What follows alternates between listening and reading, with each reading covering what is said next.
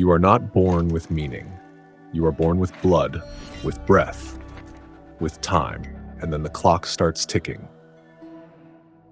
In a real pain, two men walk through the ruins of history, carrying the ashes of a woman who once held their family together. But this isn't a story about death. It's a story about what survives it. The grandmother is gone. Her stories, her presence, her glue, all gone. And what remains is the ache, the silence, the maddening freedom. Because grief doesn't just take away the people we love, it takes away the roles they played in our lives. And suddenly we are no longer sons or grandsons or brothers. We are just us, naked, unscripted, free. And that freedom is terrifying. Jean-Paul Sartre called it existence before essence, the brutal realization that we are not born with purpose, only with the burden of inventing one. And in a real pain, that burden weighs heavy. The cousins fight. They reminisce. They unravel. Not because of the grandmother's death, but because her absence forces a question they've been running from. Who am I, now that no one is telling me? Existentialism doesn't offer comfort. It offers responsibility, the kind that can shatter you if you're not ready to hold it. In a world without inherent meaning, every smile, every argument, every tear becomes a choice. And choices once made become the self. You are what you decide. You are not what happened to you. You are what you do with what happened. The pain these men feel, it isn't just loss, it's the void. The black hole that opens when tradition fades, when memory collapses, when the future becomes untethered from the past. It's not just the death of a person, it's the death of a map. And so they must draw a new one, from scratch, with trembling hands on unfamiliar terrain. This is the real pain, not the funeral, not the tears, but the awful freedom to go forward without her, to decide what she meant, to decide what they mean, to decide who they will become without permission. It's easy to mistake despair for grief, but in existentialism, despair is just the recognition that nothing will save you, not God, not fate, not legacy. Only you can give your life shape. And in that dark, aching void, that's where meaning is born. So grieve, but then build, stumble, but then choose. Because even in sorrow, you are free. And in freedom, you are dangerous. No one gets to tell you who you are, not even your past. You are not what you've lost.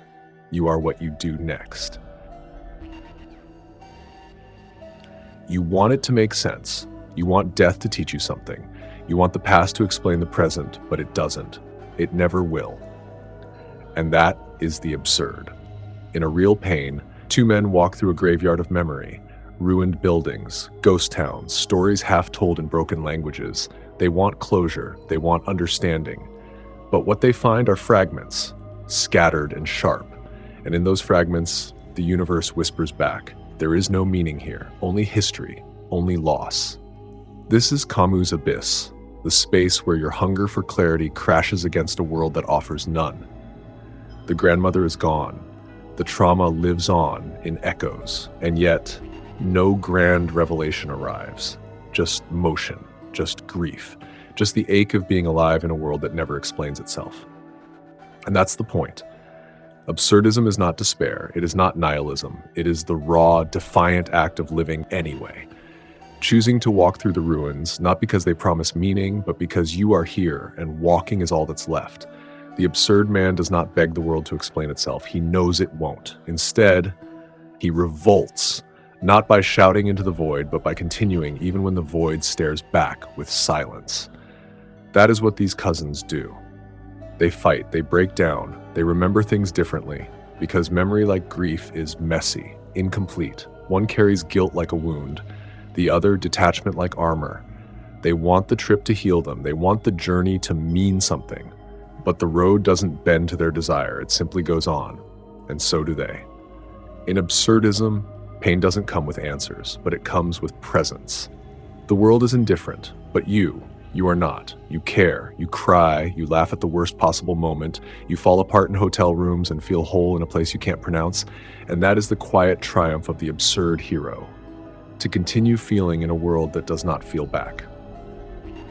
Albert Camus said the only real philosophical question is whether to go on living.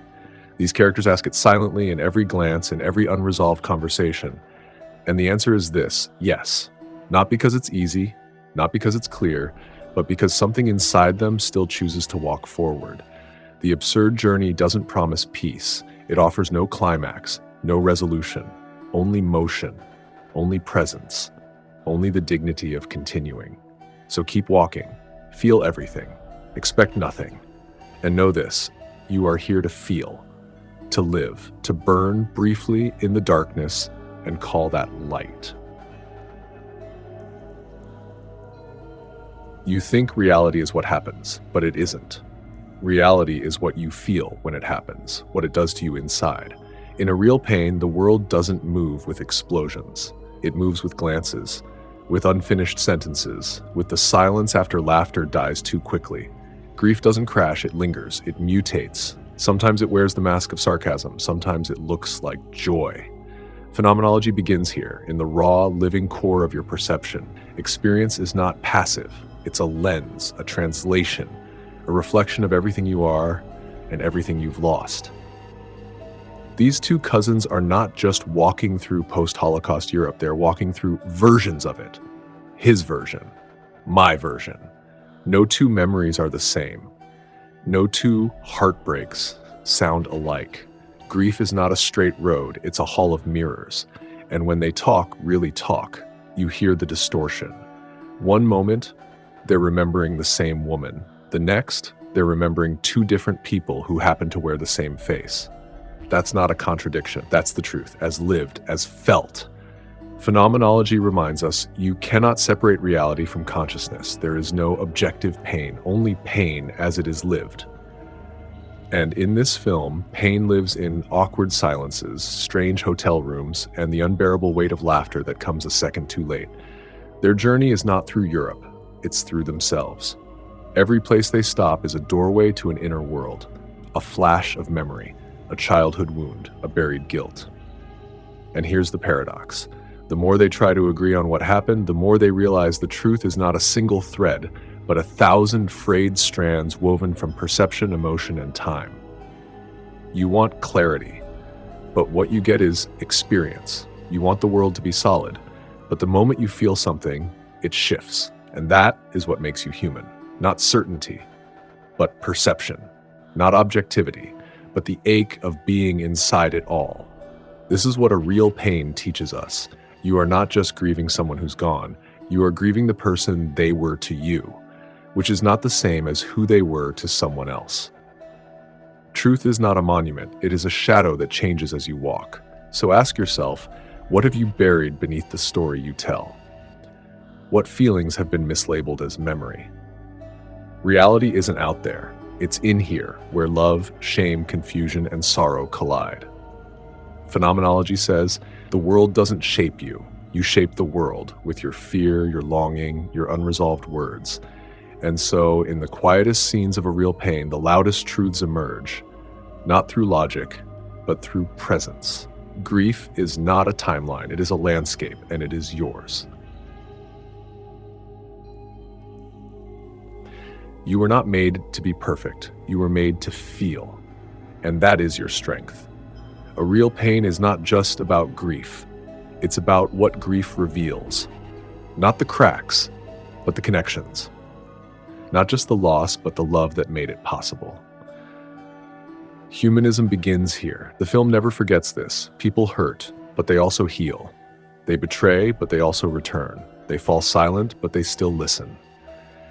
Pain in this story is not the end. It is the threshold. When the cousins argue, when they misunderstand each other, when the silence becomes too loud. That's not the failure of being human. That's the proof of it. Humanism says you are not a machine, you are not a role, you are not your trauma, you are someone capable of empathy, even after everything. This is not a film about fixing pain, it is a film about sharing it. Because sometimes the only answer is presence. Sometimes the only cure is being seen. And when that happens, when two people carry the weight together, grief becomes communion, memory becomes a bridge, two broken people who choose not to break apart. That is humanism in motion. Not a belief in perfection, but a belief in dignity, in effort, in the sacred value of showing up even when you don't know what to say. The film looks at the ruins of the past and still dares to ask, can we build something from this? The answer isn't shouted, it's whispered, in awkward hugs, in deflected jokes, in a quiet look across the table that says, I'm still here. In a world addicted to power, clarity, and clean lines, humanism insists on the messy miracle of being human. It says, you are not small because you cry, you are not weak because you don't have answers. You are alive, and that's enough to begin again. A real pain doesn't escape sorrow, it doesn't try to outpace it. It sits with it, breathes with it, and waits for the moment when pain turns into something else. Not hope, but connection.